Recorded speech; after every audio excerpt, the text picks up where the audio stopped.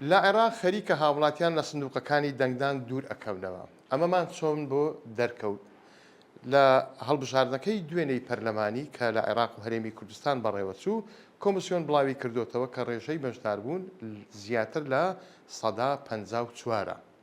بەڵام ئەگەر بۆ 20 ساڵی ڕابردوو بگەڕێنەوە یەکەم هەڵبژاردن کە لە دوای ڕووخانی ڕەشەمی سەددام لە عێراق بە هەرێمی کوردستانیشەوە ئەنجام دراوە ئەبینین کە ڕێژەی بەشداربووان ژمارەی جۆرا و جۆری تێدایە. بۆ نمونە لە یەکەم هەڵبژاردن کە لە ساڵی 2005 ئەنجام درا ڕێژەی بەشداربوون 176 بووە، بەڵام لە ساڵی 2010 کە دووەم هەڵبژاردن بوو ڕێژەی هەڵبژاردندا ئەمەزێ بۆ 162.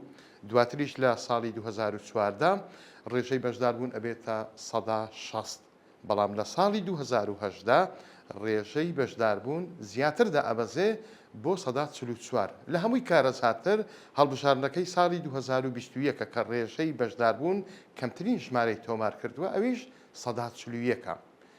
هەڵبژاردنەکەی دوێنێ ئەوەی کە کۆمیسیۆن بڵاوی کردوتەوە 154. ئەوەی کە ئەمێنێتەوە ئەوەیەکە ئەبینین هاوڵاتیان بە شێوەیەکی گشتی لە ماوەی ئەو 20 ساڵی ڕابردوو لە ماوەی 6 هەڵبژاردن ڕێژەی بەشداربوونیان بەرەو کەمی ئەڕوات.